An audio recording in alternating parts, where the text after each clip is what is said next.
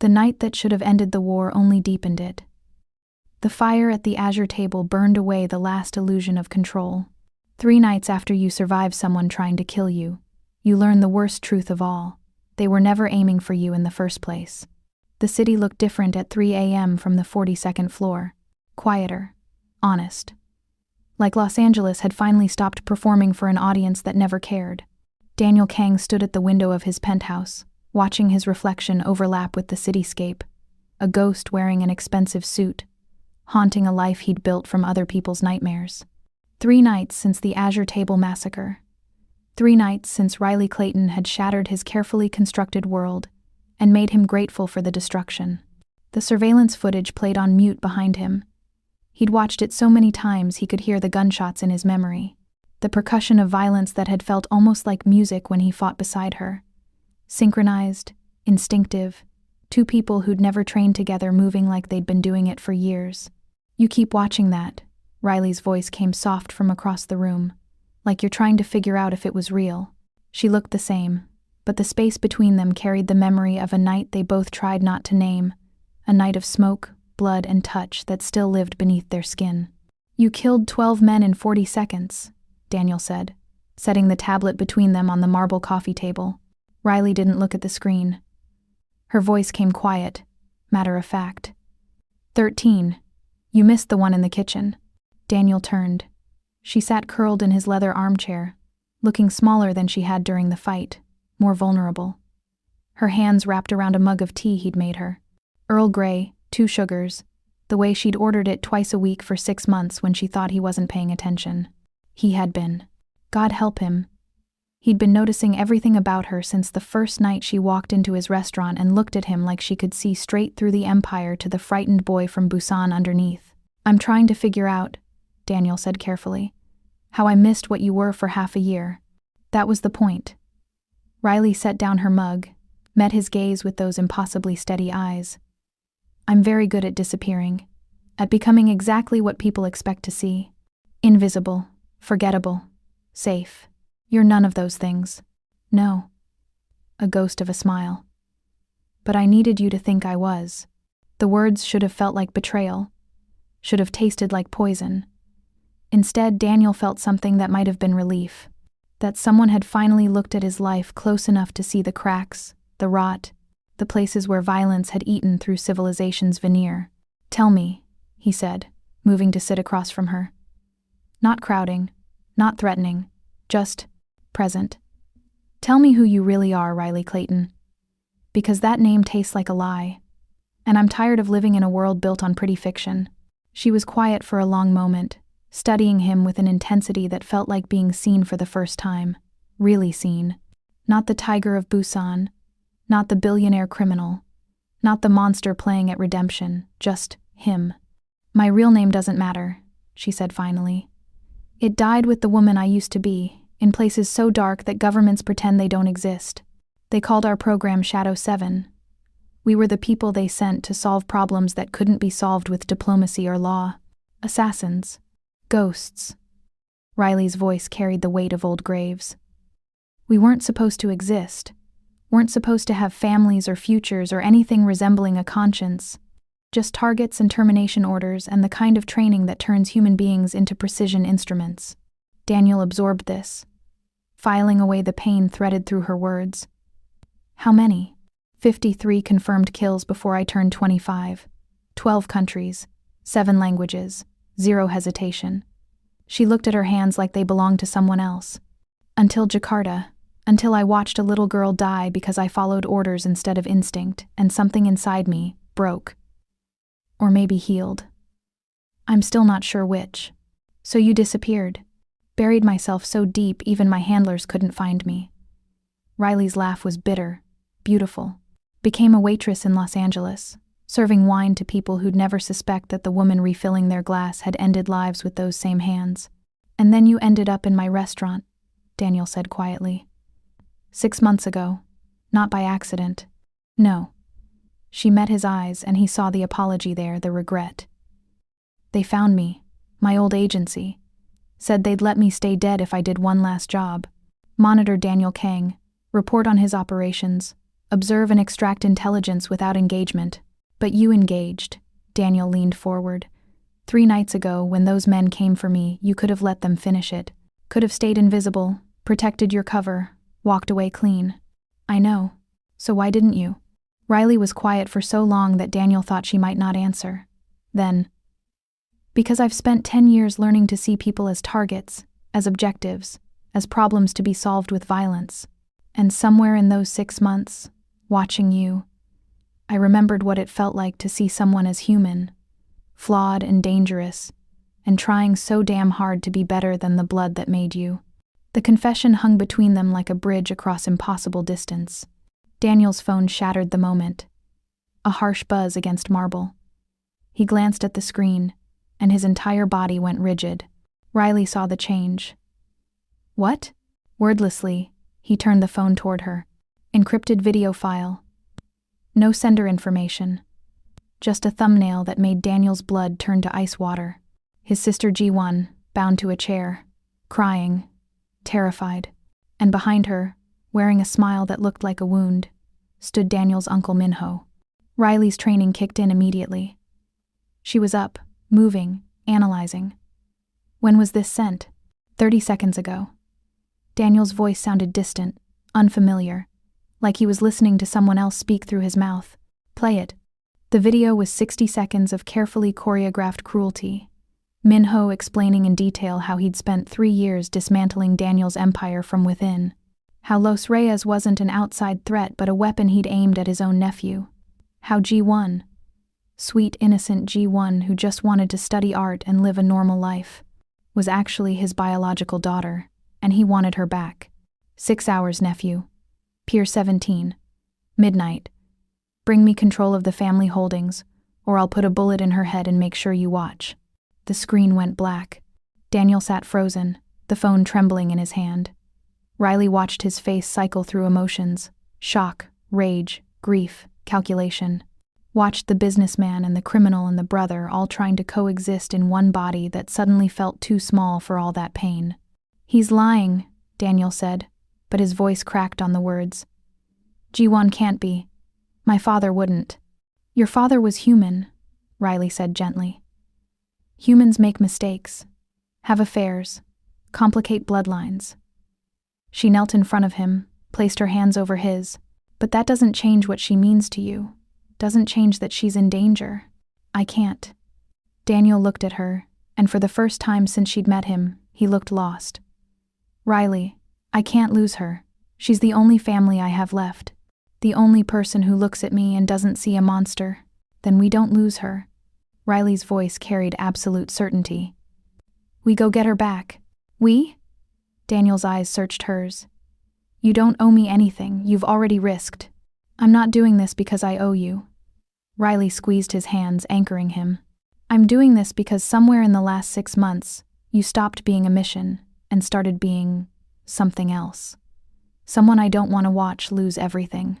The words tasted like confession, like promise, like the first honest thing she'd said since Jakarta. Daniel pulled her closer. Not romantically, but desperately. Like a drowning man grabbing the only piece of driftwood in an endless ocean. Riley let him, wrapped her arms around him and felt him shake with the effort of holding himself together. We're going to save her, she whispered against his hair. But first, I need to tell you exactly who's been hunting you, and why this is about more than just family betrayal. Daniel pulled back, studied her face. What aren't you telling me? That I wasn't the only shadow operative in Los Angeles. Riley's expression hardened. There's another one, and he's been helping your uncle from the beginning. But to understand how family loyalty became the deadliest weapon of all, you need to know that Minho Kang had been preparing for this moment since before Daniel was born, planning a revenge built on blood and betrayal, and the kind of patience that only comes from watching someone steal everything you believe should be yours. Welcome back, my beautiful souls and kindred spirits. Before we start, go ahead and subscribe, like, and share where you're watching from. It always warms my heart to see our little storytelling family stretch across the world. Every click, every comment, every bit of love you give helps us keep uncovering these unforgettable stories together. Now breathe deep, and let's dive into the conspiracy that's been decades in the making. The safe house existed 3 stories beneath downtown Los Angeles, buried so deep that sunlight became mythology. Daniel led Riley through biometric locks and reinforced steel doors into a space that whispered of luxury and screamed of paranoia. Marble floors reflected recessed lighting. Abstract art worth small fortunes hung on walls thick enough to survive explosions. Every surface gleamed with the particular shine of things that cost more than most people earned in lifetimes. But Riley saw what Daniel had designed it to be, a tomb dressed as a palace. She moved through the space with professional assessment, fingers trailing along door frames, eyes mapping sightlines and vulnerabilities. Daniel watched her work, leaning against the granite kitchen island with arms crossed, trying to ignore how the simple black shirt she wore moved with her body, how her hair caught the ambient light when she turned her head. "Your uncle designed this place," Riley said, not a question. She was reading the architecture like scripture. The backup generators, the air filtration system, the redundant communication arrays. This wasn't built by security consultants. This was built by someone who understands how families kill each other. Daniel's jaw tightened. Minho oversaw construction 5 years ago, said every king needs a castle that can survive revolution. He was planning your funeral even then. Riley pulled out a compact tablet, began running diagnostic sweeps for surveillance equipment. The question is whether he's watching us right now. The thought made Daniel's skin crawl. He pushed off the island, closed the distance between them in 3 strides. Riley stiffened slightly as he entered her space, but didn't retreat. He reached past her shoulder, close enough to smell whatever generic soap she used, close enough to feel the heat radiating from her skin, and tapped a sequence into the wall panel. "Full electromagnetic shielding," he said, voice rougher than intended. "Nothing gets in or out without my authorization. If Minho installed surveillance, it went dark the moment we entered." Riley turned, and suddenly they were inches apart. Her eyes flicked to his mouth, then away, so fast he might have imagined it. Might have. "You're sure?" "I've survived 20 years in this world by being sure." Daniel didn't step back. Neither did she. "The attack at the restaurant wasn't the first time someone tried to kill me. Won't be the last. But down here were ghosts. Invisible even to ghosts." Something shifted in Riley's expression. The operative receded, leaving behind the woman who'd sat in his penthouse 3 hours ago confessing sins. "Then we need to figure out how they accessed your networks. Los Reyes didn't just get lucky with timing and location. Someone fed them everything. Your schedule, your security protocols, the blind spots in your coverage." Daniel moved to the command center, dominating one wall, a curved desk supporting 6 monitors that flickered to life at his touch. Financial records, encrypted communications, security footage from a dozen properties. "I've been running analysis since the attack. Every transaction, every access point, every person with clearance to operational intelligence." Riley joined him, her shoulder brushing his as she leaned forward to study the screens. The contact was brief, accidental, electric. Daniel's breath caught, and he knew she felt it too by the way her pupils dilated, the way her pulse jumped visibly in her throat. "Show me your inner circle," she said, voice carefully neutral. "People who could move freely through your organization without triggering suspicion." Daniel pulled up personnel files. 8 faces appeared on the center screen, each with detailed histories, clearance levels, family connections. His fingers hesitated over one photo before moving on. Riley caught it. "Who's that?" "Marcus Lee. Runs my Koreatown operations. Been with me 8 years. Daniel's voice carried weight. 3 days ago, I had him brought in for questioning. Thought he might be the leak. And?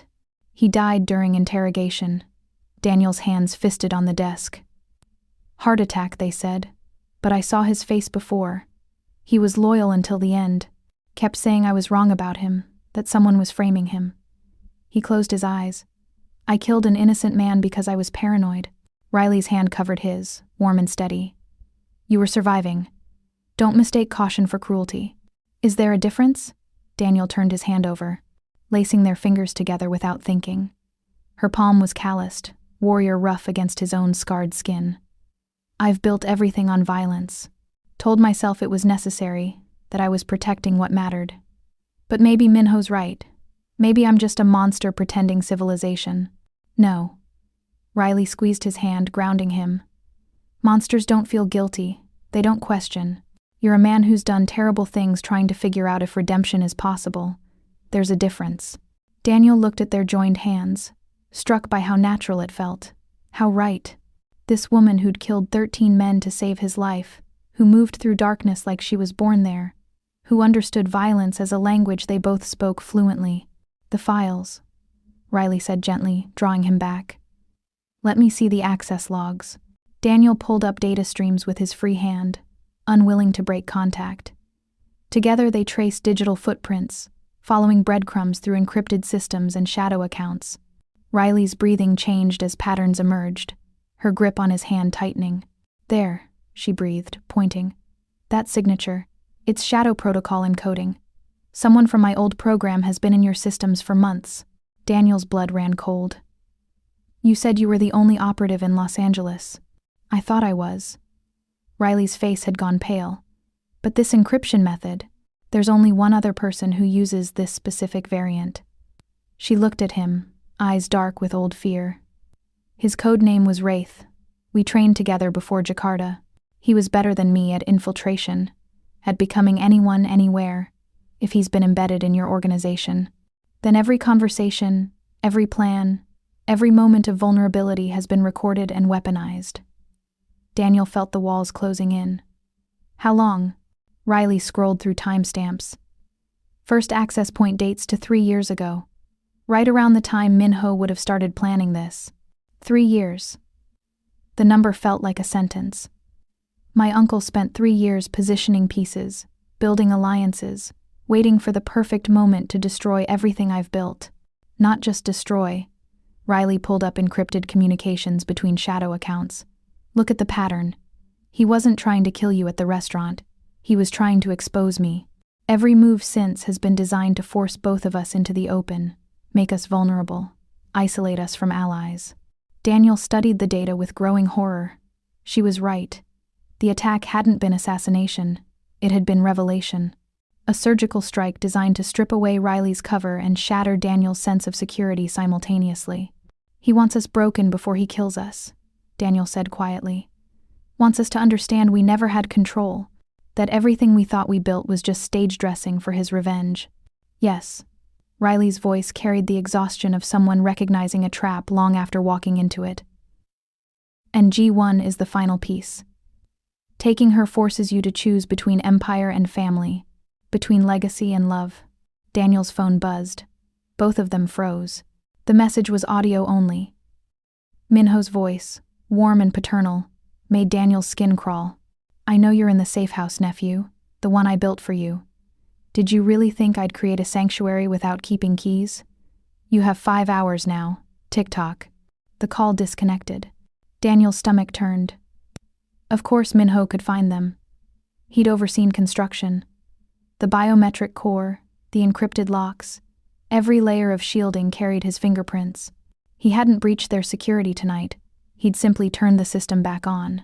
Riley was already moving, repacking equipment with military efficiency. We need to leave. Now. If he knows we're here, then everywhere is compromised. Daniel caught her wrist, stopped her frantic motion. Riley, look at me. She did, and he saw the assassin warring with the woman. Saw her calculating exit strategies and survival probabilities. Saw her preparing to disappear into whatever shadow could hide her next. Don't run, Daniel said. Please. I know every instinct you have is screaming to vanish, to protect yourself. But if we separate now, he wins. He isolates us and picks us off one by one. Daniel, I'm a liability. My presence puts G1 in more danger. Your presence is the only thing keeping me from becoming exactly what Minho wants. Daniel pulled her closer, both hands on her arms now, anchoring her. A monster who burns everything down without thinking. You make me remember there's more than violence.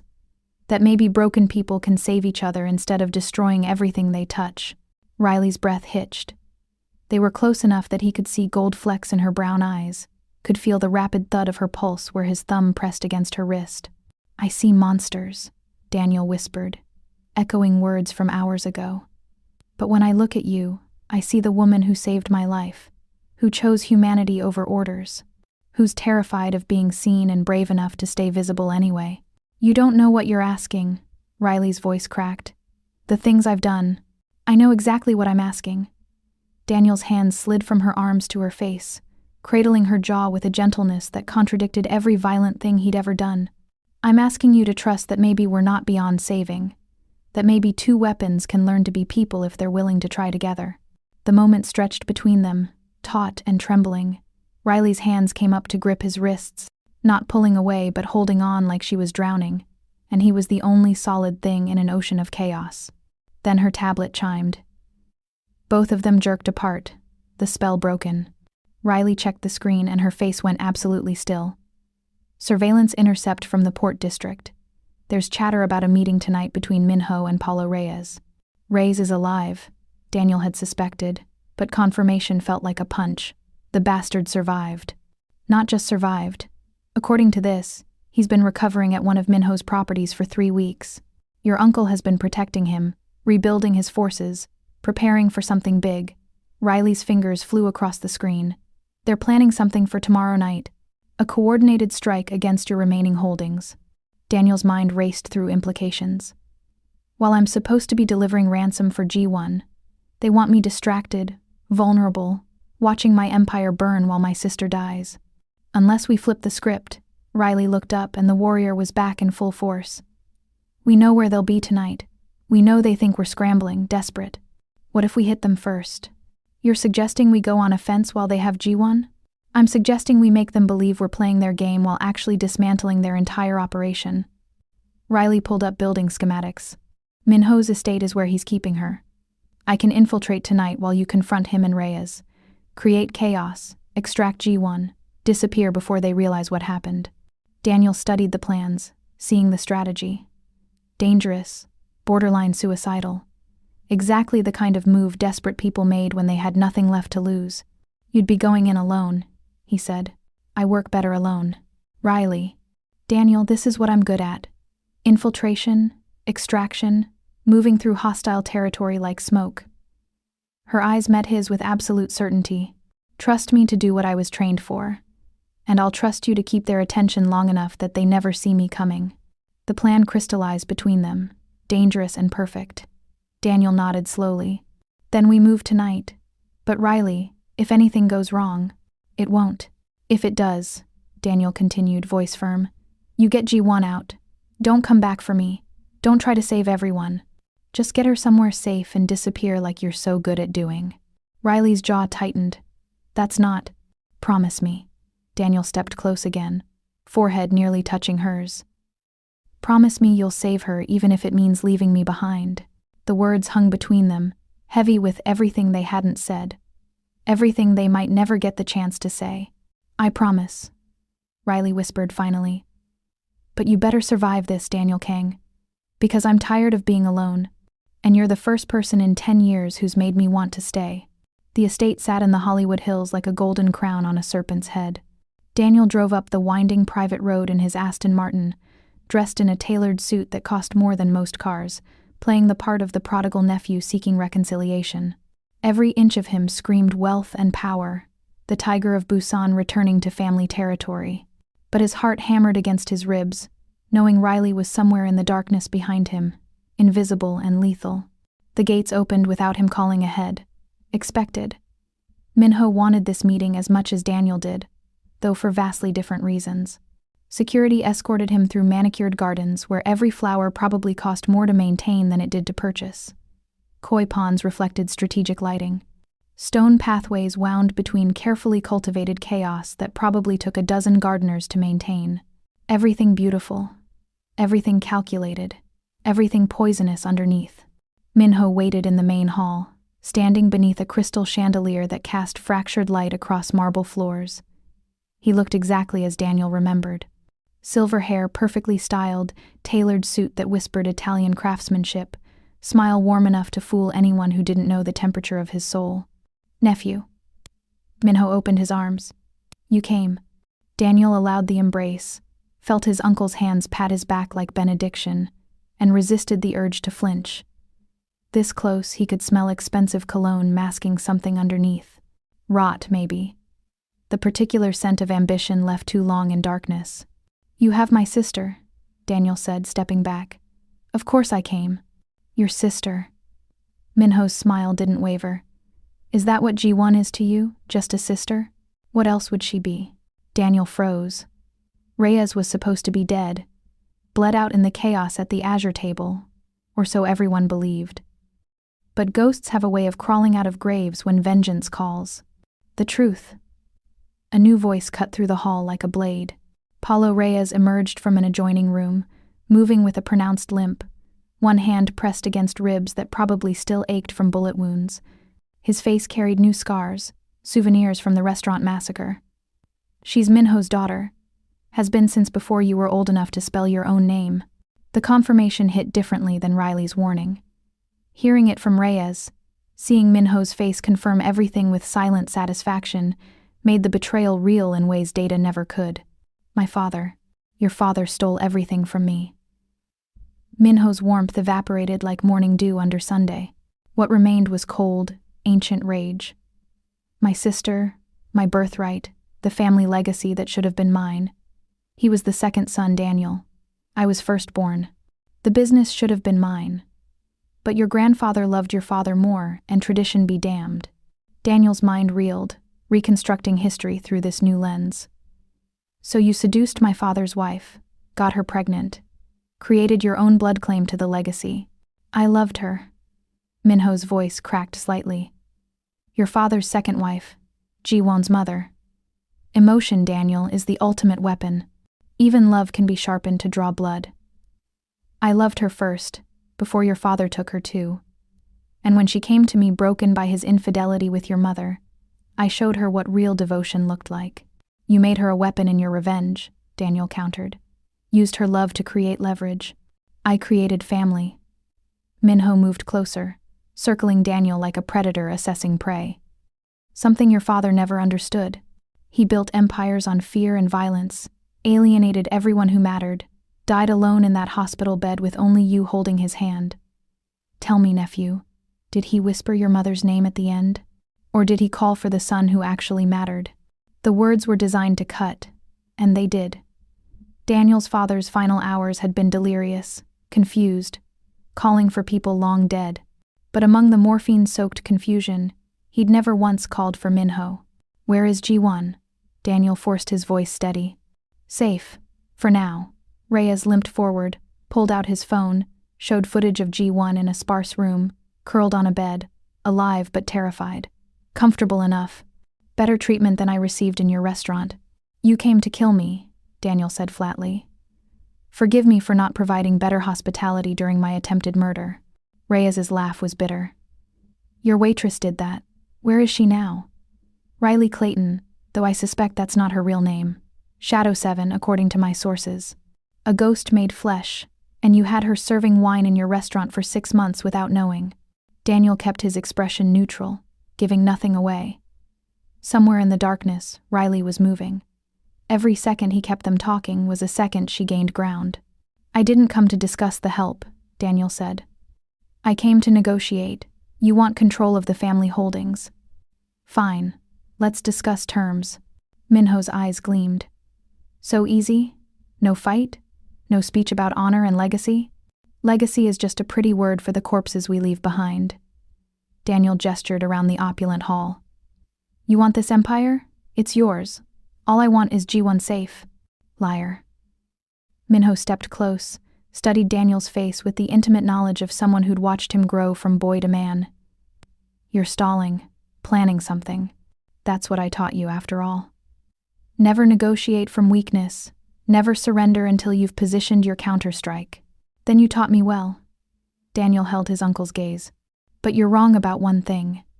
I'm not negotiating from weakness. I'm negotiating from exhaustion. From the realization that everything I've built is stained in blood, I can't wash away. That maybe the best thing I can do for everyone is walk away. Something flickered in Minho's expression. Surprise, maybe. Or disappointment. You're serious. Minho's voice carried the tone of someone reassessing calculations. You'd actually surrender everything your father built, everything you've bled for. For G1? Yes, without hesitation. Daniel's voice rang with truth because it was true. Whatever else he'd become, whatever sins marked his soul, He'd never let his sister pay for his mistakes. She's innocent. She deserves a life that doesn't involve people like us. Reyes snorted. Noble. Pathetic, but noble. It's honest. Daniel turned to face the cartel boss. Something you'd know nothing about. You came for revenge, dressed it up as business, got yourself nearly killed in the process. And now you're standing in another man's house, letting him pull your strings, because you're too blinded by rage to see you're being used. Careful, Reyes warned. Why? You planning to kill me? Go ahead. Daniel spread his arms. But understand that the moment I die, every piece of insurance I've prepared goes active. Evidence to federal authorities about Los Reyes operations. Financial records linking Minho to international trafficking. Enough documentation to burn both your organizations to ash. My death trigger isn't empty threat. It's mutually assured destruction.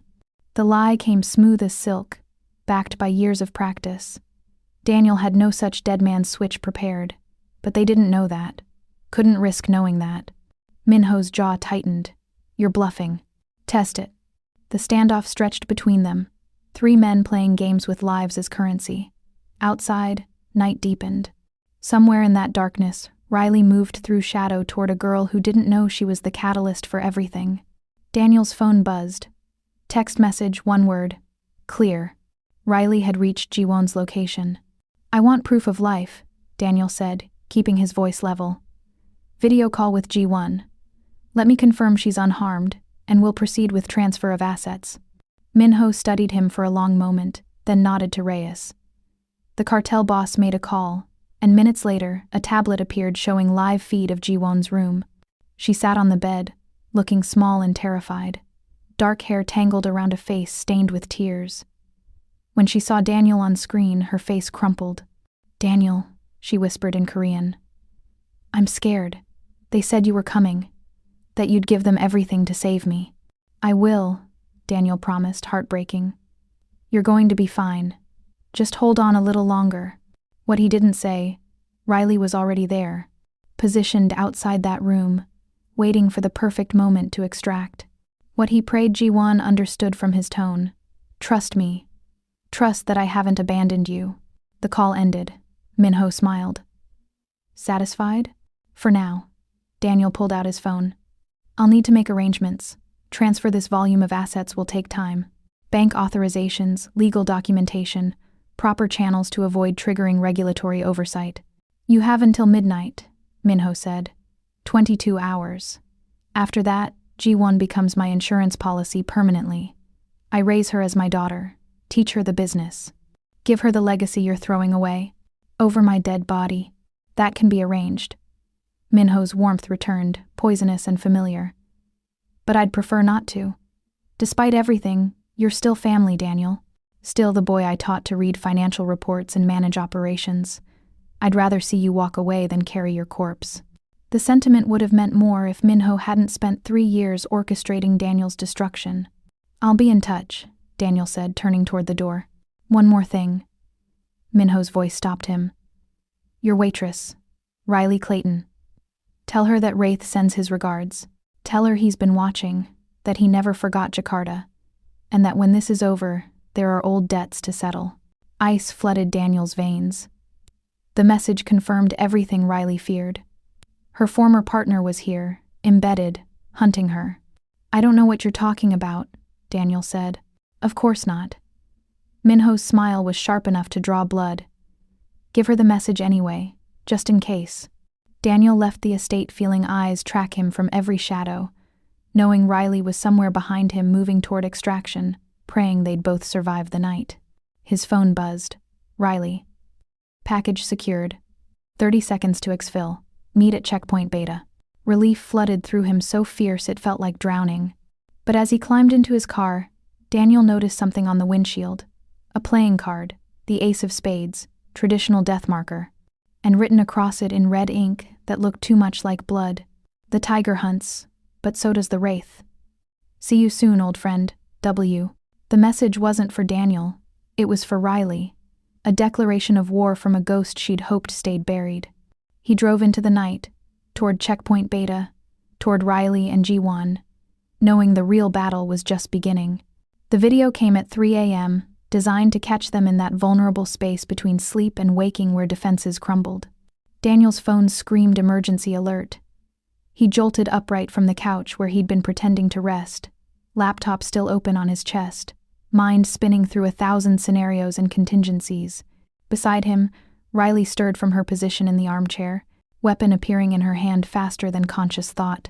The screen showed Jiwon's face. Except something was wrong. Her eyes held a terror that hadn't been there during the earlier call.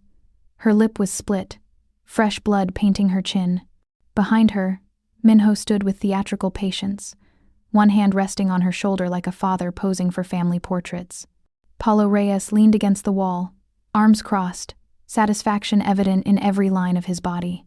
"Good morning, nephew," Minho said, voice warm despite the brutality of the staging. "I trust you've been making arrangements?" Daniel's hands clenched around the phone. "You heard her." A minor lesson in punctuality. Minho's fingers tightened on Jiwon's shoulder, making her wince. "She tried to escape 3 hours ago. Injured 2 of my men in the process. I'm actually impressed. She has more of my fire than I expected. But escape attempts carry consequences." Riley moved beside Daniel, close enough that their shoulders touched. He felt her stillness, the predator assessing prey, calculating range and vulnerability. Her finger tapped twice against his arm. Sign language they'd developed over the past 12 hours. "Hold. Wait. The deadline hasn't passed," Daniel forced out. "You said midnight. I have 19 hours. Deadlines are fluid when respect isn't shown." Minho leaned down, spoke directly into Jiwon's ear loud enough for the microphone to catch. "Your brother thought he could play games with me. Thought he could send his assassin to steal you away while he distracted me with false negotiations. Did you really think I wouldn't have surveillance on every approach vector, Daniel? That I wouldn't be watching for exactly that kind of tactical maneuver?" The bottom dropped out of Daniel's world. "What are you talking about?" "Your waitress. Your weapon. Your Riley." Minho pulled out his own phone, showed security footage of the estate from hours earlier. Thermal imaging caught a figure moving through shadows with professional precision, bypassing guards, navigating toward the wing where Jiwon had been held. Had been. Past tense. Because the footage showed the room empty by the time Riley reached it, showed her frozen assessment of being outplayed, showed her retreat into darkness before reinforcements arrived. "She was never there," Daniel breathed. "The video call was pre-recorded. You baited us into revealing our strategy. I baited you into revealing her." Minho's smile was arctic. "Shadow 7, alive and operational in Los Angeles. My friend Wraith will be so pleased to confirm his suspicions. He's been hunting her for a decade, you know. Unfinished business from Jakarta. A child who died because 7 chose conscience over orders." Riley's face had gone absolutely blank beside him. The kind of empty that came before volcanic eruption. Daniel could feel violence coiling in her muscles, could sense her calculating whether she could reach through the phone screen and strangle Minho with pure will. "What do you want?" Daniel asked. "New terms." Minho straightened. "All business now. You bring Riley Clayton to me. Tonight, Pier 17, where we first planned Jiwon's exchange. You deliver Shadow 7 alive and functional, and I'll consider returning your sister unharmed." "No." Daniel's voice came flat, absolute. "That's not negotiable. Then Jiwon dies." Minho's gun appeared, pressed against her temple. Jiwon whimpered, tears streaming. "Simple economics, nephew. One life for another. The assassin who's killed dozens for money and government, or the innocent girl who just wants to paint watercolors and live quietly. You have 8 hours to decide which one matters more." The screen went black. Silence crashed into the room like physical force. Daniel sat frozen, phone still gripped in white-knuckled hands, mind fracturing into 1,000 pieces that wouldn't fit back together. Choose. He wanted Daniel to choose. Family or what? Not quite love, not yet, but something that felt dangerously close. Something that made breathing easier when Riley was near, that made the future seem possible instead of just inevitable violence. "You can't give me to them," Riley said quietly. "You know that, right? The moment I'm in Minho's custody, both G1 and you become expendable. He'll kill you all and disappear with whatever assets he can liquidate." "I know." Daniel set down the phone with careful precision, like it might detonate. I also know I can't let him kill my sister, so we're at an impasse. No. Daniel stood, began pacing. The safe house suddenly felt too small, walls closing in with claustrophobic pressure. We're at the moment where we stop reacting to his moves and start making our own. Riley watched him with those assessing eyes, reading body language like text. What are you thinking? That Minho wants you because Wraith wants you. That this entire operation has been designed not just to destroy me, but to deliver you to someone with an old grudge. Daniel stopped pacing, turned to face her fully. What happened in Jakarta? What did you do that made this Wraith person hunt you for a decade? Riley's expression shuddered. For a moment, the assassin cracked, revealing raw wounds underneath. There was a mission. High-value target in a residential district. My orders were clean elimination, no collateral damage. But the intelligence was wrong. The target had a daughter, maybe 8 years old. She wasn't supposed to be there. But she was. She was. Riley's voice went hollow. And when my partner, Wraith, got compromised, when the extraction went sideways and local security converged, he ordered me to eliminate all witnesses, including the girl. You refused. I tried to save her. Riley's hands fisted in her lap. Tried to get her out, get both of us out. But Wraith interpreted my hesitation as betrayal. He completed the mission his way, killed everyone in that house, including the child, and blamed the massacre on me in his after-action report. Said I'd gone rogue, become a liability. That's why you disappeared. That's why the agency tried to retire me, permanently. Riley met his gaze. I've been running from both sides ever since. From the government that wanted me dead for knowing too much, and from Wraith who wanted me dead for ruining his perfect record.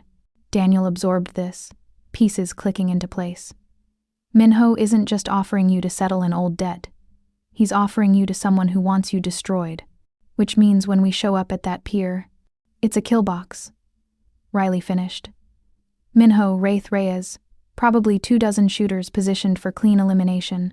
They'll take you out first, then me, stage it as lover's suicide or cartel violence. G1 becomes Minho's ward, and everything you've built transfers to him legally since she's technically his daughter. Elegant, Daniel admitted. Brutal, but elegant. We could run.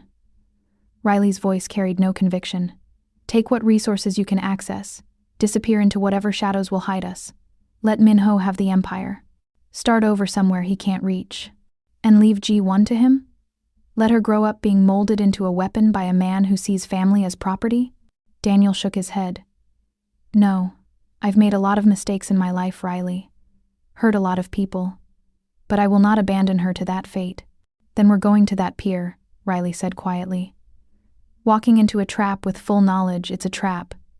That's suicide, Daniel. Only if we play by their rules. Daniel moved to his command center, fingers flying across keyboards. But what if we bring our own game? What if instead of reacting to Minho's strategy, we force him to react to ours? Riley joined him at the screens, studying maps and schematics as he pulled them up. Pier 17 sprawled across her monitors. Converted warehouse district on the waterfront. Dozens of containers providing cover, limited approach vectors, perfect for ambush. He'll have every angle covered, she said. Unless we don't come from an angle. Daniel zoomed in on water access. Pier 17 extends over the harbor. Deep water, strong currents, but navigable for someone with the right equipment and training. You're suggesting underwater insertion. Riley's tactical mind engaged immediately. Come up through the pier structure itself, bypass all surface security. Can you do it? I've done harder. Riley studied the approach vectors, calculating probabilities. But that gets us inside their perimeter. Doesn't solve the problem of overwhelming force once we're detected. We don't need to fight everyone. Daniel pulled up different files. Financial records, property deeds, business licenses. We just need leverage. Minho's empire is built on legitimate fronts hiding criminal enterprise. Money laundering through shell corporations, real estate investments masking trafficking routes.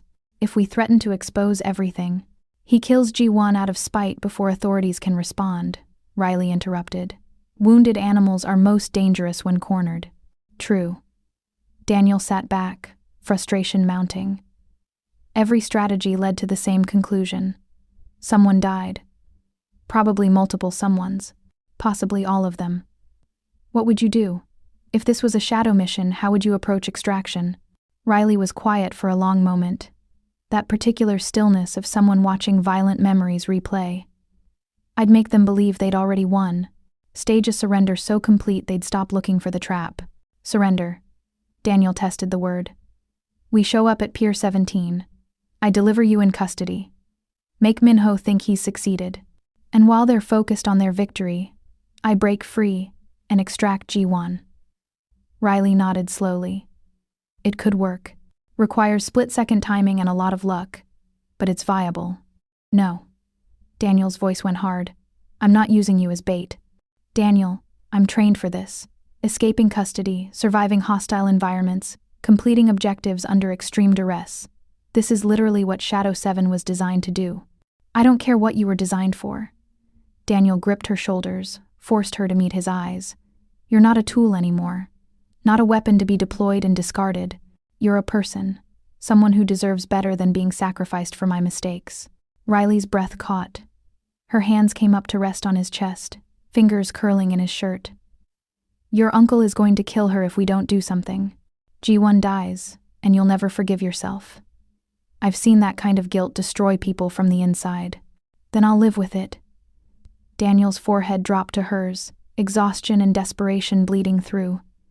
But I won't live with your death. Can't. Not when you're the first person in 20 years who's made me believe redemption might actually exist. The words hung between them, raw and honest. Riley's hands tightened in his shirt, pulling him closer even as her mind screamed warnings about attachment and vulnerability. You were never untouchable, she whispered, echoing words from hours ago. None of us are.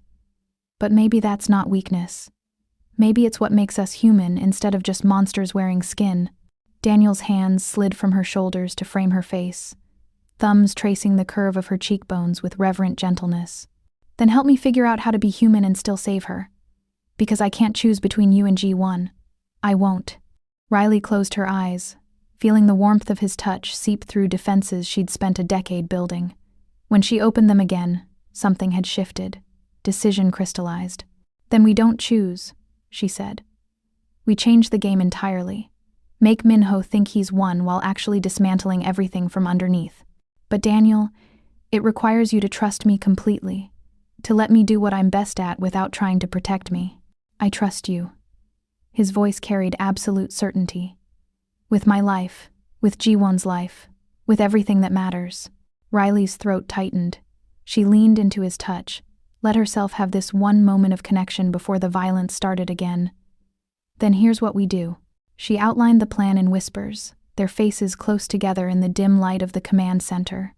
Dangerous, audacious, requiring precision timing and luck they didn't deserve, but possible.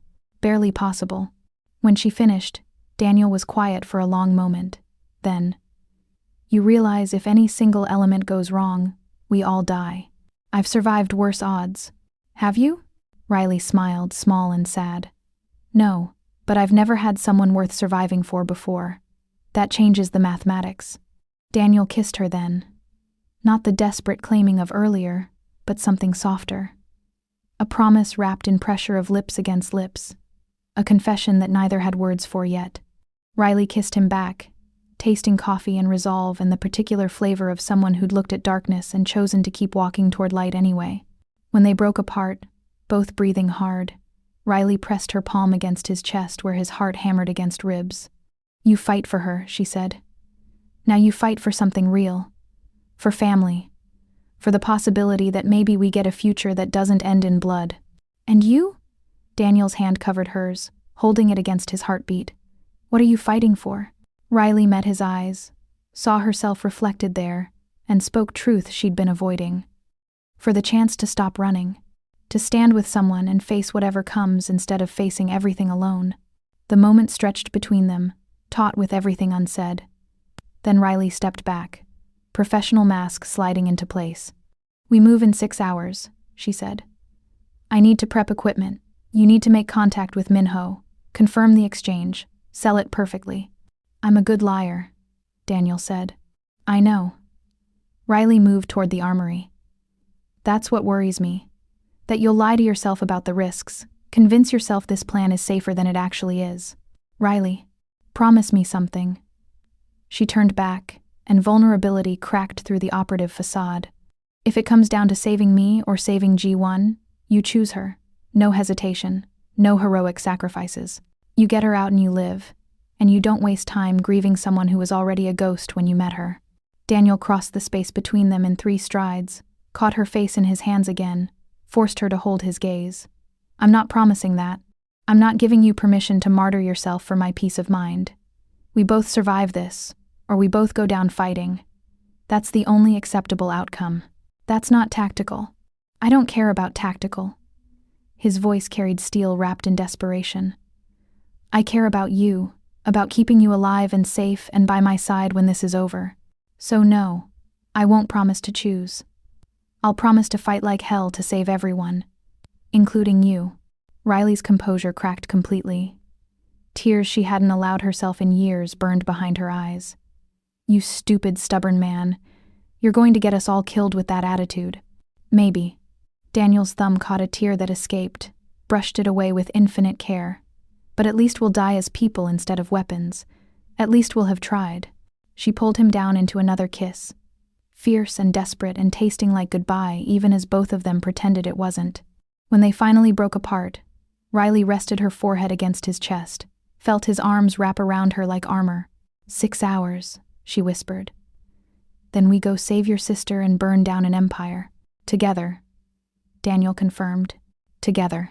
They stood like that as dawn broke somewhere above the underground safe house.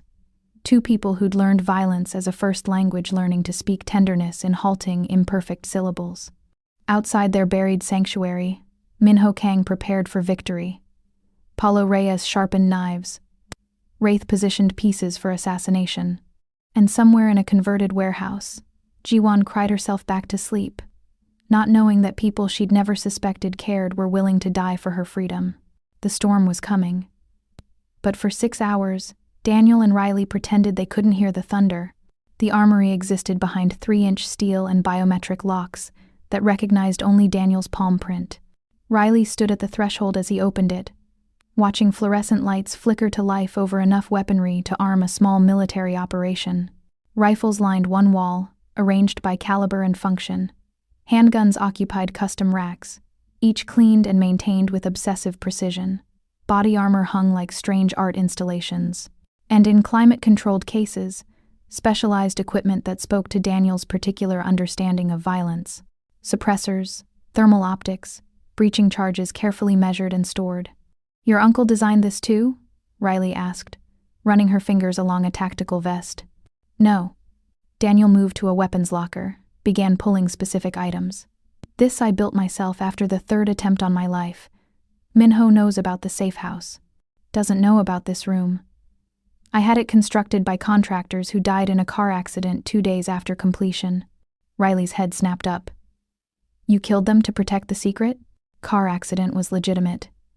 Daniel's voice carried weight. But I didn't mourn them as much as I should have. That's the man I was becoming. Someone who saw people as security risks instead of human beings. He set a compact submachine gun on the prep table between them, began field stripping it with practiced efficiency. Riley watched his hands move, noting the scars across his knuckles, the slight tremor he tried to hide. You're afraid, she observed quietly, terrified. Daniel didn't look up. Not of dying, of failing, of watching G1 die because I wasn't good enough or smart enough or ruthless enough, of losing you because I waited too long to say the things that matter. Riley moved beside him, her shoulder brushing his as she selected her own weapons. A handgun she recognized as military issue, knife designed for close quarters, tactical gear that spoke to her shadow training. They worked in synchronized silence, each preparing for violence with the ritual focus of people who'd done this too many times. Tell me about her, Riley said eventually. G1, beyond the tactical facts. Who is she? Daniel's hands stilled on the weapon he'd been loading. She's everything I'm not. Gentle. Optimistic. She believes the world is fundamentally good, that people deserve second chances, that art can heal wounds violence creates. He smiled, sad and genuine. She paints, watercolors mostly. Landscapes that make you feel peaceful just looking at them. Complete opposite of the life I've lived. She knows what you do. She knows enough. That I'm not legitimate, that the money funding her education comes from dark places. But she looks at me like I'm still her brother. Like the blood on my hands doesn't change what we mean to each other. Daniel set down the gun, turned to face Riley fully. She's the only person who remembers I used to be human before I became the tiger. Riley heard the longing in his voice. The desperate need to be seen as more than just violence incarnate. She understood it bone deep. That's how you see me, she said quietly. As someone who remembers you're human. Yes. Daniel's hand found hers on the table, calloused fingers threading through hers. And it's how I see you. Not Shadow 7. Not the assassin with 53 kills. Just Riley. Woman who saves people even when it costs everything. Who fights for strangers and cries for children she couldn't protect. Who's brave enough to be vulnerable despite every instinct screaming to hide. The words cracked something open in Riley's chest. She turned toward him, still holding his hand, and found herself caught in his gaze. Dark eyes that had seen too much violence, that carried too much grief, but still held capacity for tenderness. I don't know how to be that person, Riley whispered. How to be soft when everything taught me that softness means death. Then we learned together. Daniel's free hand came up to cup her face, touch feather light. We figure out how to be human and survive simultaneously. How to care about people without destroying them. Riley leaned into his palm, let herself feel the warmth of skin against skin, the simple animal comfort of being touched with gentleness instead of violence. You're not fighting your uncle, she murmured. You're fighting the part of yourself that thinks you deserve to lose. That believes monsters don't get redemption. And you? Daniel's thumb traced her lower lip, drawing her attention to his mouth. What are you fighting? The part of me that wants to run? Riley's voice went husky. The instinct that says attachment is weakness, that caring about you makes me vulnerable, that I should disappear before you see all the broken pieces I'm made of. I already see them. Daniel stepped closer, eliminating the space between them. His body radiated heat, solid and present and real. I see a woman who's survived impossible things and came out the other side still capable of compassion. Who saves people she doesn't know because it's the right thing, not because orders demand it. Who's terrified of being seen and brave enough to stay visible anyway. Their faces were inches apart now. Riley could feel his breath on her lips, could see the pulse hammering in his throat. Every nerve ending screamed warnings about mixing mission with emotion, about lowering defenses before battle. She ignored them all. Show me, she breathed. Daniel's control snapped. He kissed her hard, backing her against the weapons rack with desperate hunger. Riley's arms came up around his neck, fingers tangling in his hair as she pulled him closer. The kiss was nothing like their previous careful explorations. This was raw need, two people drowning in each other, because the alternative was facing how terrified they were of the coming violence. His hands mapped her body with reverent urgency, sliding under her shirt to touch bare skin. Riley gasped against his mouth, arched into his touch.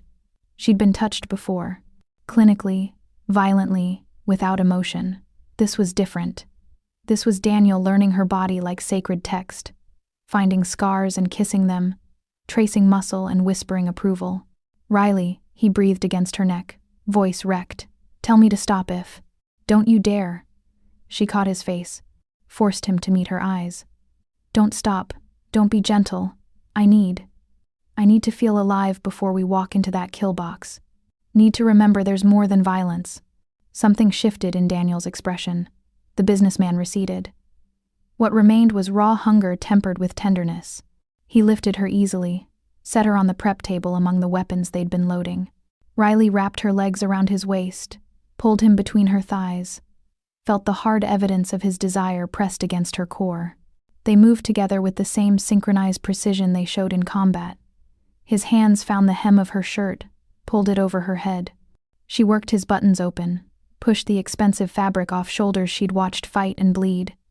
Scars mapped both their bodies, his from a lifetime of warfare, hers from training and operations and that one time in Prague she'd barely survived. Beautiful, Daniel murmured, tracing a puckered scar below her collarbone. Every mark, every wound, evidence you survived. Riley's breath hitched. No one had ever looked at her scars as anything but evidence of violence. But Daniel touched them like they were precious, like they proved something worth celebrating. She pulled him down into another kiss, deeper this time, slower, tasting him, learning him, memorizing the particular flavor of his desire mixed with desperation. His hands roamed her body, cupping her breasts through the sports bra she wore, thumbs brushing nipples until she gasped. "Daniel," she managed, "we don't have time for. We have exactly enough time." He kissed down her throat, teeth grazing her pulse point. "For this, for choosing intimacy over fear, for proving we're more than the violence that made us." His fingers found the button of her tactical pants. Riley lifted her hips, helped him strip away the last barriers between them. Cool air hit heated skin, made her shiver. Then Daniel's warmth covered her, skin against skin, heartbeat against heartbeat. They came together with gasping urgency, two people trying to prove they were alive through the most fundamental connection humans possessed. Riley wrapped herself around him, legs, arms, every point of contact anchoring her to this moment, to this man who'd somehow become necessary to her survival. The world narrowed to sensation, the slide of skin, the catch of breath, the building pressure that felt like salvation and damnation simultaneously. Daniel's forehead pressed against hers, their eyes locked as they moved together. No hiding, no pretense, just raw honesty wrapped in desperate need. "Stay with me," Daniel whispered against her lips. "After this, after we save G1 and burn everything down, stay and let's build something that doesn't require blood." Riley couldn't promise, couldn't guarantee survival or futures when death waited 6 hours away. So she kissed him instead, poured every unspoken confession into the pressure of her mouth against his, the way her body moved in rhythm with his, the particular quality of her touch that said, "I see you, I choose you. I'm terrified of losing you." They shattered together, pleasure cresting in waves that felt almost like absolution. Daniel caught her cry with his mouth, swallowed her gasps as she shook apart in his arms. Riley felt him follow seconds later, body going rigid, breath stopping, then releasing in a rush that sounded suspiciously like her name. Afterwards, they stayed tangled together on the prep table, surrounded by instruments of death, choosing life in the only way that mattered. Daniel's fingers traced idle patterns on her spine. Riley's head rested against his shoulder, listening to his heartbeat return to normal. "If we die tonight," Daniel said quietly, "I want you to know this mattered. You matter. Not because of what you can do or how many people you've killed, because of who you are underneath all the training and trauma." Riley lifted her head, met his eyes. "We're not dying tonight. Riley, we're not." She touched his face, memorizing the curve of his jaw, the small scar above his eyebrow. "Because I've spent 10 years running from everything that mattered. I'm done running, done hiding. We survive this together, and then we figure out what comes next." Daniel pulled her close, kissed her forehead with heartbreaking tenderness. "Together," he agreed. They dressed in silence, each pulling on tactical gear with practiced efficiency. The intimacy receded, replaced by operational focus, but something fundamental had shifted. They moved around each other with new awareness, touches lingering just slightly longer than necessary, eyes meeting with shared understanding. Riley checked her weapons one final time. Handgun loaded and chambered, knife secured against her thigh, backup magazines distributed for easy access. She caught her reflection in the polished metal of a gun cabinet and barely recognized herself. Same face, same scars, but something in her eyes had changed. She looked alive in ways she hadn't for years. Daniel stood beside her, his own preparation complete. Dark tactical gear replaced the expensive suits, making him look more soldier than businessman. He caught her gaze in the reflection. "Ready?" he asked. Riley turned to face him fully, reached out and adjusted his vest, tightening a strap, her fingers lingering on the Kevlar that might keep him alive. "For saving your sister? Yes. For whatever comes after? I have no idea." "That's honest, at least." Daniel caught her hand, pressed a kiss to her scarred knuckles. "Let's go finish this. Together." "Together," Riley echoed. They gathered their equipment and ascended from the armory. Outside, Los Angeles was waking to another beautiful day. Sunshine and traffic, and people who'd never know that violence was being planned in the shadows. Daniel made the call to Minho, voice carrying just the right mix of resignation and desperation. Pier 17, midnight. I'll bring Riley Clayton, and you release G1 unharmed. Minho's laugh crackled through the speaker. Of course, nephew. Family first, always. I'll see you tonight. Both of you. The line went dead. Riley checked her watch. 11 hours until midnight. 11 hours to finalize preparation, position backup resources, pray that their desperate plan had even a chance of succeeding. She looked at Daniel, saw her own fear reflected in his dark eyes. But underneath the fear, something stronger: determination, purpose. The particular quality of people who decided that some things were worth dying for. We finish this together, she said again, making it promise and prayer simultaneously. Daniel's hand found hers, squeezed once. Or we don't finish at all.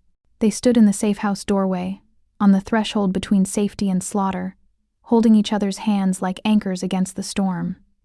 Somewhere across the city, Minho was preparing his trap. Wraith was sharpening knives. Paulo Reyes was dreaming of revenge. Let them come. Riley was done running, done hiding. Tonight, Shadow 7 emerged one last time. Not as government weapon, but as a woman fighting for something that finally mattered. For family.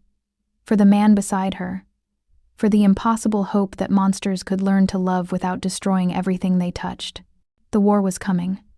But this time, Riley Clayton walked toward it with purpose instead of programming, with choice instead of orders. And that made all the difference. Midnight came dressed in rain and gunpowder. Pier 17 sprawled across the waterfront like a skeleton of commerce long dead, converted warehouses casting geometric shadows across oil-slicked pavement. Riley moved through darkness with the particular grace of someone who'd learned to become absence itself. No sound, no presence. Just the ghost of movement between shipping containers stacked like steel monuments to greed. The water had been cold enough to steal breath, currents vicious enough to drown. But Riley had trained in worse conditions, learned to make her body comply with impossible demands. She'd surfaced beneath the pier structure 20 minutes ago, climbed through rotting support beams, bypassed motion sensors with equipment Daniel had provided, and now positioned herself in shadows overlooking the killing floor Minho had so carefully prepared. 30 gunmen, maybe more, positioned with military precision across elevated catwalks and behind container coverage. All eyes focused inward on the center space where Minho stood beside G1, the girl bound to a chair, face streaked with tears that caught ambient light like accusations. Paulo Reyes leaned against a container to Minho's right, favoring his injured side, gun held with casual readiness. And standing slightly apart, watching everything with the particular stillness of apex predators, was a man Riley hadn't seen in 10 years but would recognize anywhere. Wraith, her former partner. The ghost who'd taught her half of everything she knew and tried to kill her for refusing to murder a child. He looked older, harder, eyes carrying the flat affect of someone who'd stopped pretending to be human years ago. When he smiled, Riley's blood turned to ice water. He knew she was here, had been waiting. This entire setup was as much trap for her as execution for Daniel. Her comm-piece crackled with Daniel's voice, barely audible. In position. 2 minutes. Riley's finger tapped twice against her rifle trigger guard. Received. She'd argued against him coming at all, wanted him safe and far away while she handled extraction alone. But Daniel had been immovable as granite. They finished this together or not at all. So now he approached from the main entrance in his Aston Martin, playing the broken billionaire delivering his assassin lover to save his sister. The car's headlights cut through rain, illuminating the warehouse entrance. Daniel emerged, hands raised, wearing an expensive suit soaked through. He looked defeated, desperate, exactly what Minho wanted to see. "Uncle," Daniel called out, voice carrying across the space. "I've come as promised, unarmed, alone. Let G1 go and you can have everything." Minho's laugh echoed off concrete and steel. "Everything? Nephew, I already have everything. Your empire crumbles as we speak. Your allies abandon you. Your reputation lies in ruins. All that remains is teaching you the final lesson about power, that it makes you paranoid and cruel."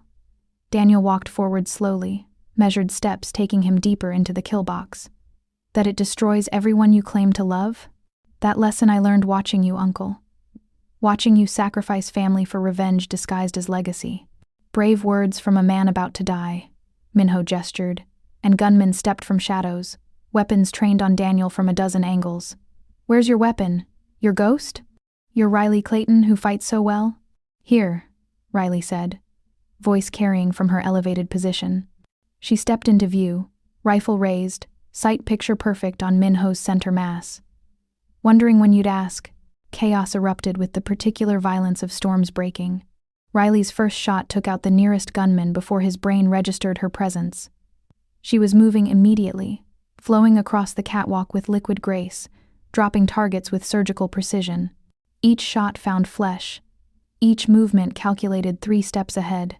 Below, Daniel had dropped flat the moment gunfire started, rolled behind a container, came up with weapons that had been hidden in the car. Not unarmed at all. Never unarmed. He moved through the warehouse like the tiger of Busan he'd always been, all pretense of civilization stripped away, leaving only the predator underneath. 2 men rushed his position. Daniel caught the first with a brutal strike to the throat, used the man's momentum to throw him into his partner. Both went down. Daniel's gun spoke twice, and neither rose again. Riley provided covering fire from above, picking off anyone who tried to flank Daniel's position. They moved like symphony, each anticipating the other's needs, creating overlapping fields of fire that turned Minho's carefully planned ambush into a slaughterhouse working in reverse. Enough!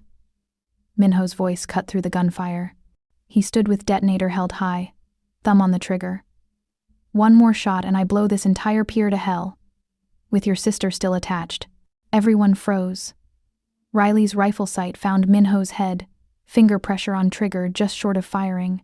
Below, Daniel stood with weapon trained on Paulo Reyes, breathing hard, blood splattered across his expensive suit. Standoff, Minho said, almost conversational. How tiresome. Wraith, would you mind? The attack came from Riley's blind side. Wraith had positioned himself perfectly, waiting for this exact moment. His knife found the gap in her vest, slid between ribs with professional precision. Not fatal, not immediately, but enough to drop her. Riley gasped, rifle clattering away, hand instinctively pressing against the wound. Blood spread warm and fast across her side. She'd been stabbed before, knew this particular quality of pain, the way consciousness wanted to flee and training forced it to stay. Hello, Seven, Wraith whispered against her ear, knife still buried in her flesh. Been a long time since Jakarta. Did you think about that little girl? Wonder if she'd have grown up to be anything special if you'd just followed orders. Rage burned through pain. Riley's elbow shot backward, caught Wraith in the solar plexus. He grunted, grip loosening just enough. She twisted, ripped the knife from her own side with a scream that tasted like copper, and drove it into Wraith's thigh with vicious precision. Femoral artery. He had maybe 3 minutes before blood loss killed him. Wraith's eyes went wide with understanding. He stumbled backward, hand pressed against the spurting wound, face draining of color. You always were better at close quarters, he managed. That's why they wanted you dead. Too good. Too dangerous even to us. Should have stayed buried, Riley hissed, using the catwalk railing to stay upright. Blood loss made her vision swim, but training kept her focused. Below, Daniel was moving, using the distraction to close distance with Minho. Daniel, no! Riley tried to shout, but pain stole her breath. Paulo Reyes saw him coming, swung his weapon around. For one frozen moment, Riley watched futures collapse. Saw Daniel die. Saw everything they'd survived mean nothing.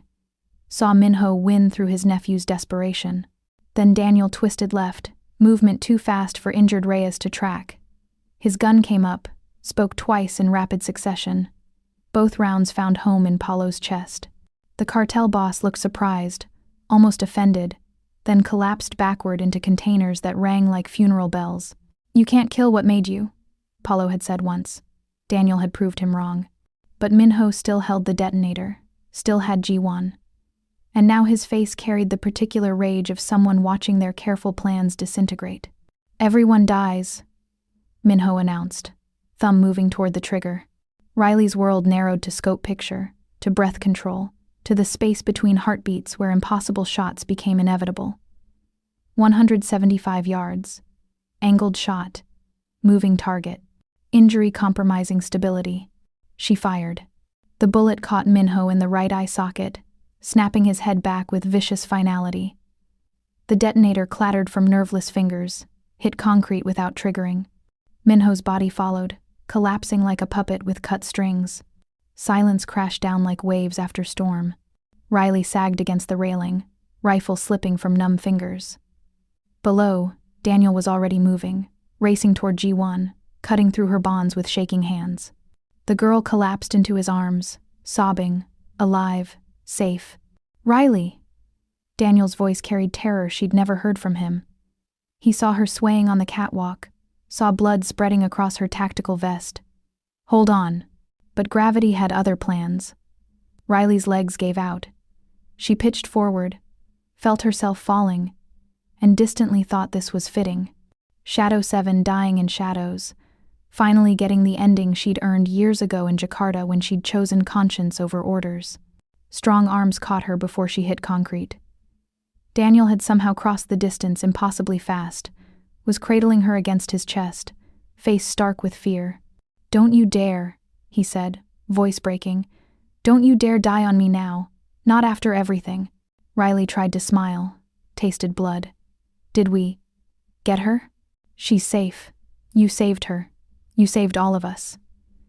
Daniel's hands pressed against her wound, trying to stem bleeding that wouldn't stop. "Just stay with me, please. Stay." "Always. So demanding," Riley managed. Her vision was graying at the edges, consciousness slipping like water through fingers. "Daniel, tell G1. She should keep painting. World needs more beauty." "Tell her yourself," Daniel insisted. He was carrying her now, running toward the car, shouting instructions into his phone for medical extraction. "You're going to survive this. We're going to have that future we talked about, the one without blood, the one where we get to be human." Riley wanted to believe him, wanted to imagine mornings and coffee and something resembling peace, but darkness was so close now, so tempting. "Love you," she whispered, barely audible. "In case we don't get to say it proper." Daniel's tears hit her face like rain. "I love you too, so you have to live. Have to give me chance to say it back properly, to prove it every day. Riley, please." But darkness had patience. It waited. And finally, mercifully, it claimed her. Dawn broke bloody and beautiful over Los Angeles harbor. Daniel sat in the back of an ambulance, Riley's blood drying brown on his hands, watching EMTs work with professional efficiency. They'd stabilized her vitals, stopped the worst of the bleeding, pumped her full of fluids and antibiotics. Now she lay unconscious on a gurney, face pale as death, breathing shallow but steady. "She'll make it," the lead paramedic said, noting Daniel's expression. "Knife missed major organs by centimeters. Lucky woman." Lucky. Daniel wanted to laugh. Nothing about Riley's life had been lucky. She'd been forged in darkness, trained to kill, sent on missions that destroyed her soul piece by piece. The fact that she'd survived this long wasn't luck. It was sheer stubborn refusal to let the universe claim her before she'd found something worth surviving for. G1 sat beside him, wrapped in shock blankets, face empty with trauma. She hadn't spoken since Daniel had cut her free, just held his hand with crushing grip like he might disappear if she let go. "Is she going to die?" G1 finally whispered. "The woman who saved us?" "No." Daniel's voice carried certainty he didn't feel. "She's too stubborn to die, and I won't let her." "You love her?" Not a question. G1 had always been perceptive, had always seen through his masks to truths underneath. "Yes." No point in denying what his face already confessed. "I love her. Probably have since the moment she threw that tray and rewrote my entire understanding of fate." "That's insane," G1 said. "You barely know her." "I know enough. I know she's survived impossible things and came out still believing in saving people. I know she chose humanity over orders, conscience over programming. I know when I look at her, I see the future I want instead of just more violence." Daniel's voice cracked. "I know I can't lose her now that I've found her." G1 leaned against his shoulder, her presence grounding. "Then fight for her, the way she fought for me." The ambulance pulled away, sirens wailing, carrying Riley toward whatever future waited. Daniel and G1 followed in a police escort, both covered in blood that wasn't theirs. Both processing trauma too fresh to fully comprehend. At the hospital, surgeons worked for 3 hours. Daniel paced the surgical waiting room, unable to sit, unable to breathe properly until someone told him Riley would live. G1 dozed in uncomfortable chairs, exhaustion finally claiming her. When the surgeon finally emerged, Daniel nearly collapsed with relief. She's stable. The knife missed the lung by millimeters, nicked the liver, but we've repaired the damage. She'll need extensive recovery, but barring complications, she should make a full physical recovery. And mentally? Daniel asked, knowing that wounds went deeper than flesh. The surgeon's expression softened. That depends on factors beyond medicine. Support systems, therapy, time. But she's a fighter. You can see it in how her body responded to trauma. She survived worse. Daniel was allowed into recovery 15 minutes later. Riley lay unconscious, face peaceful in sleep, monitors beeping steady rhythm. He pulled a chair beside her bed, took her hand carefully to avoid the IV lines, and simply breathed with her. In. Out. Proof they'd both survived another impossible day. Hours passed. Nurses came and went. G1 joined him eventually, curling up in the corner chair, watching this woman who'd saved her life with something like awe. Riley woke at sunset, golden light streaming through windows, painting everything amber and forgiving. "Daniel," she rasped, voice ruined from intubation. "Here." He leaned forward, squeezed her hand. "Right here. You're safe. Won's safe. Everyone's safe." Riley's eyes found his, clear despite medication. "Minho? Dead. 1 shot, 1 kill. You magnificent, terrifying woman." Daniel's voice carried pride and fear mixed. 175 yards while bleeding out. They're going to teach that shot in sniper schools. Wraith? Died on the catwalk. Femoral artery, just like you intended. Very poetic justice. Daniel's thumb traced circles on her palm. "It's over, Riley. The war, the hunting, all of it. Over." Tears leaked from Riley's eyes, tracking into her hairline. "I killed him. My old partner. The man who trained me." "You survived him," Daniel corrected gently. "There's a difference. He made his choices. You made yours. You chose to save people instead of destroy them. That's everything." Riley turned her head toward where G1 slept, studying the girl she'd risked everything to save. "She okay?" "Traumatized but alive. Thanks to you. She wants to thank you properly when you're stronger." "I don't need thanks. Just tell her she should keep painting. World needs more beauty than blood. You can tell her yourself." Daniel lifted Riley's hand to his lips, kissed her scarred knuckles with reverent tenderness. "You're not disappearing this time. No running, no hiding. You're staying. And we're figuring out what comes next together. Daniel, I'm a wanted woman. My agency. Taken care of." Daniel's voice carried satisfaction. "While you were in surgery, I made some calls. Sent evidence to very specific people about shadow programs, illegal operations, sanctioned murders.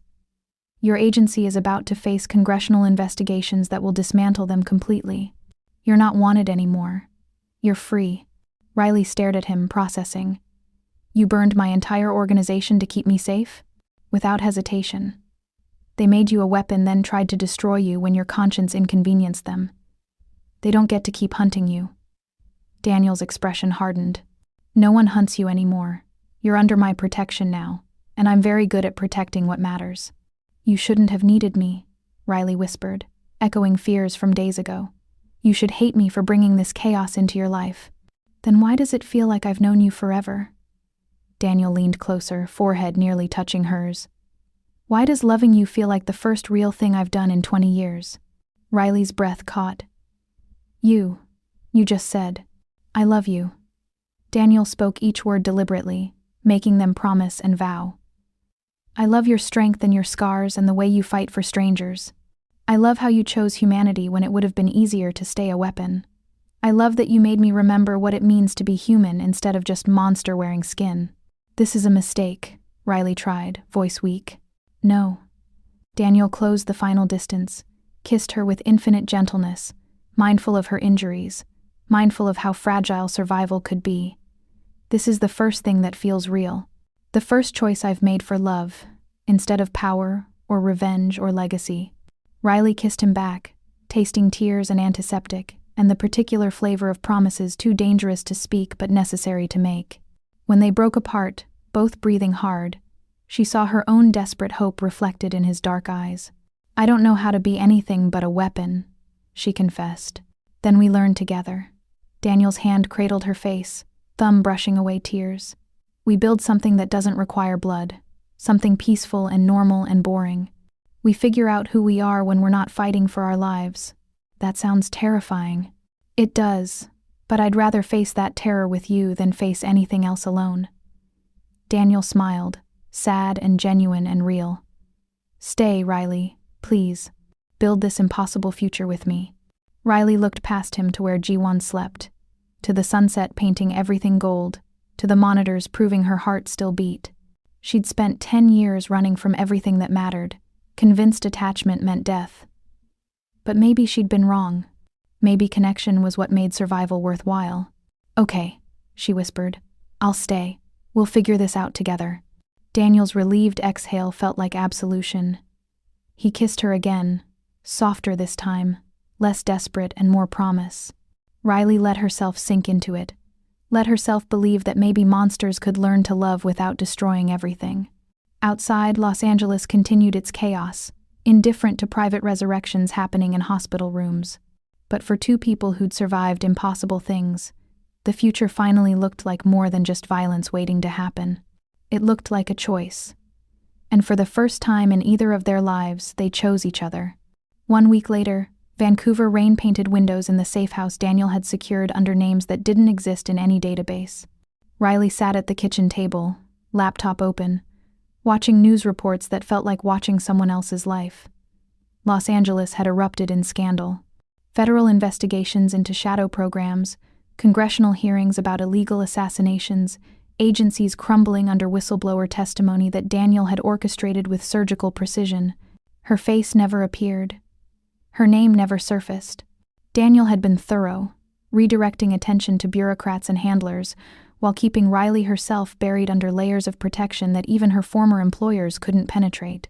"You're safe," he'd promised. And somehow, impossibly, he'd made it true.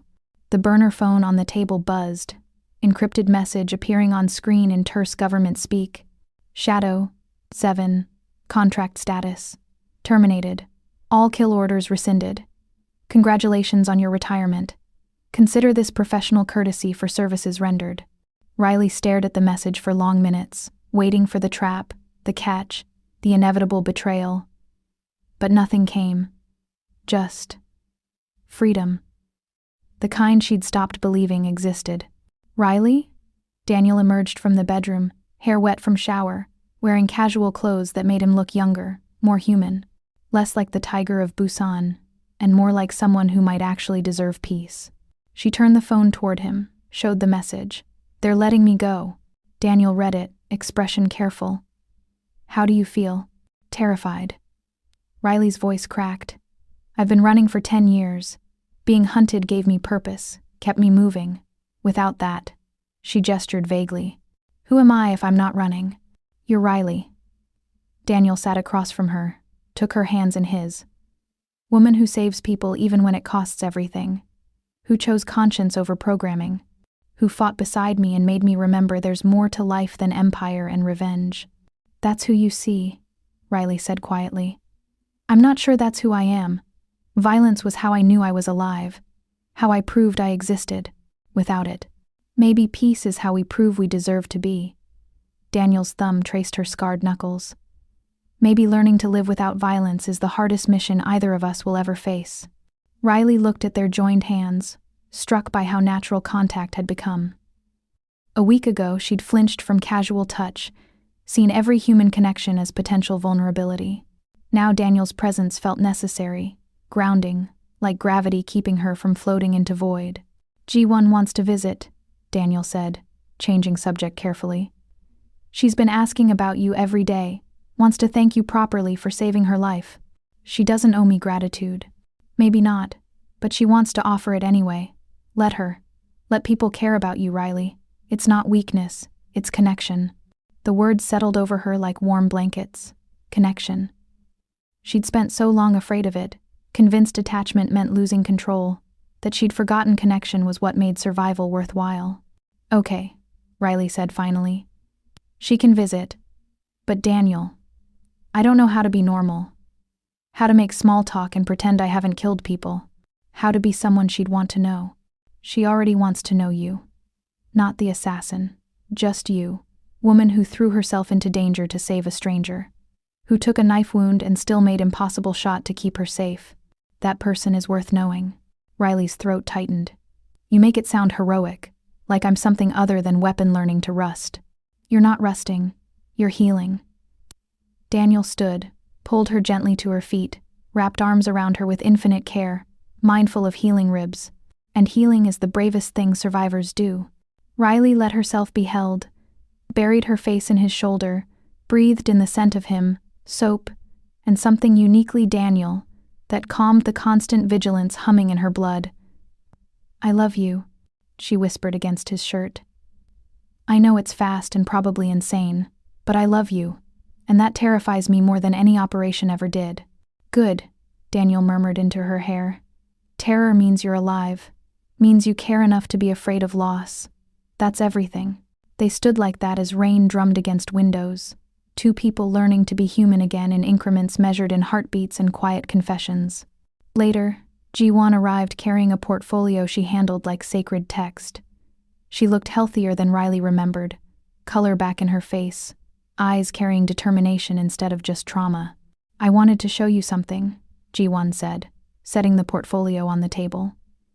She opened it carefully, revealed watercolors that stole Riley's breath.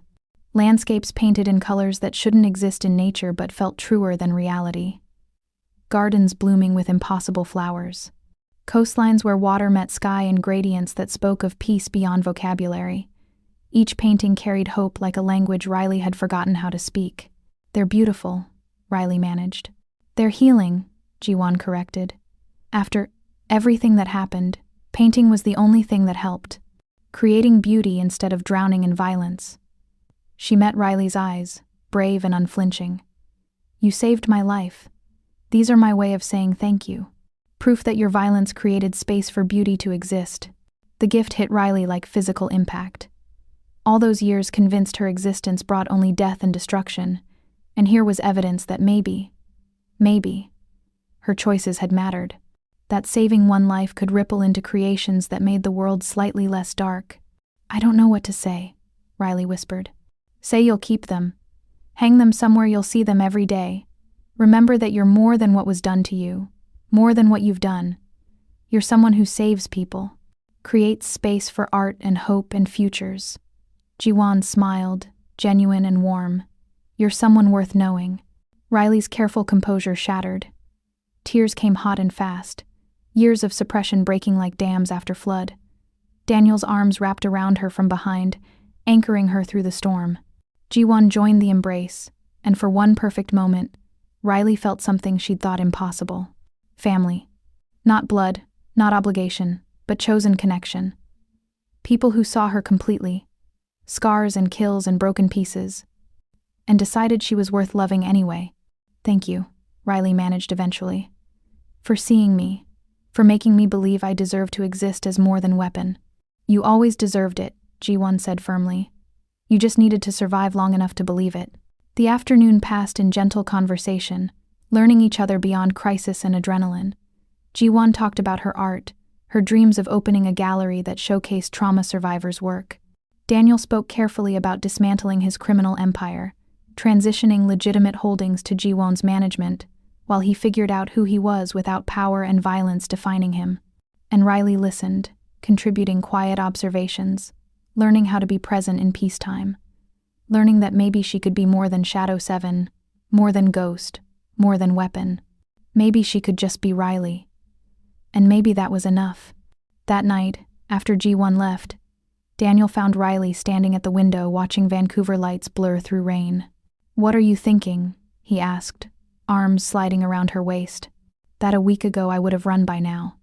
Would have seen all this connection as liability and disappeared before anyone could use it against me. Riley leaned back into his warmth. But I'm still here, still choosing to stay. I'm glad, Daniel said simply. Selfishly, impossibly glad. Me too. Riley turned in his arms, looked up at the man who'd somehow become her anchor. I don't know what our future looks like. Don't know how to build normal when we're both so fundamentally damaged. But I want to try. Want to figure it out with you. Then we will. Daniel kissed her, slow and deep and tasting like promises. Together, however long it takes. Outside, the world continued its chaos. But in that Vancouver safe house, 2 predators found peace and called it love. 3 months later, coastal California welcomed morning with the particular silence that came before the world woke. Riley moved through training forms in the yard, body flowing through patterns that were half combat, half meditation. The knife wound had healed to angry scar tissue, one more mark among many. Her ribs no longer protested deep breathing. Physical recovery complete, even if psychological healing remained ongoing work. She'd found a therapist who specialized in military trauma, someone who understood violence without requiring explanation. Twice weekly sessions where Riley learned to process decade-old guilt, to forgive herself for surviving when others hadn't, to accept that being weapon didn't mean she couldn't also be human. Progress measured in millimeters, but progress nonetheless. Coffee? Daniel's voice carried from the deck. He stood in morning light holding 2 mugs, wearing jeans and a t-shirt that would have been unthinkable 3 months ago. The tiger had shed his suit, become someone softer at the edges. Riley completed her form, joined him on the deck. Their house sat isolated on coastal cliffs, small and deliberately unremarkable. Nothing like Daniel's previous penthouse luxury, but more home than anywhere Riley had lived in years. Jiwon's coming for dinner, Daniel said, handing her the mug. She's bringing her new girlfriend. Wants our approval, apparently. Riley smiled, genuine and unguarded in ways that still surprised her. She doesn't need our approval. I know, but she wants it anyway. Family. Daniel said the word like he was still learning what it meant. They sat in comfortable silence, drinking coffee, watching waves hammer cliffs below. Somewhere in the house, Daniel's laptop pinged with financial updates. He'd dismantled most of the criminal empire, transferred legitimate businesses to Jiwon's management, kept only enough resources to ensure comfortable survival. Any regrets? Riley asked. About walking away from all that power? Daniel considered carefully. I don't miss the empire. Don't miss the constant paranoia or the violence or knowing everyone wanted something from me. But I'd be lying if I said adjustment was easy. 20 years building something, then watching it crumble because you chose conscience over legacy. That's growth, Riley said. Painful but necessary. What about you? Miss the adrenaline? The missions? Sometimes. Riley's honesty came easier now. I dream about Jakarta still. The little girl I couldn't save. Wake up convinced I'm back in that room facing impossible choices. But then I remember I chose differently when it mattered. Save G1. Chose humanity over programming. That has to count for something. It counts for everything. Daniel's hand found hers, squeezed once. You proved that broken people can heal, that monsters can learn to love without destroying everything. Riley leaned into his shoulder, comfortable with contact that once would have felt like vulnerability. We're building something, aren't we? Something that doesn't require blood to sustain it. We're trying. Some days better than others. But yes, we're building it together. The moment stretched, peaceful and ordinary and precious, specifically because it was ordinary. No gunfire, no betrayal, no violence lurking behind every corner. Just 2 people learning to exist in aftermath, figuring out who they were when survival wasn't the only goal. Riley's phone buzzed. Text from Jiwon. Bringing dessert. Hope you're ready for interrogation about relationship status and future plans. Consider yourself warned. Daniel read over her shoulder, laughed. She's relentless. She's happy. Wants us to be happy too. Riley typed back. Bring wine. Lots of wine. We'll need it for this conversation. They spent the afternoon preparing dinner. Simple cooking that felt revolutionary after years of meal replacement bars and whatever food could be consumed while planning operations. Daniel chopped vegetables with the same precision he'd once applied to strategy. Riley monitored sauce with focus she'd once reserved for eliminating targets. Domestic, normal, boring in the best possible way. Ji-won arrived at sunset with her girlfriend Maya, a graphic designer with kind eyes and easy laugh. They brought wine and stories and the particular warmth of people genuinely happy to exist in same space. Over dinner, conversation flowed naturally. Art gallery plans, upcoming exhibitions, Maya's freelance projects, normal topics that didn't involve violence or survival or trauma. Riley contributed where comfortable, still learning how to engage without suspicion. "So," Ji-won said eventually, wine making her bold. "When's the wedding?" Riley choked on her drink. Daniel's hand found her thigh under the table, steadying. "Wedding?" Daniel asked carefully. "You two are basically married already. Living together, finishing each other's sentences, that whole surviving impossible violence bonding thing." Ji-won gestured with her wine glass. "Might as well make it official." "Marriage requires planning," Riley said. "Paperwork. Legal identity that actually exists. Details." Ji-won waved dismissively. "Daniel's good at making details work. Question is whether you want to." Riley looked at Daniel, saw her own uncertainty reflected. They'd survived blood and bullets, but hadn't discussed futures beyond vague, figuring it out together. Marriage felt impossibly permanent for two people, still learning how to be human. "It's okay to want normal things," Maya said gently, reading the room. "Just because your past was complicated doesn't mean your future has to be."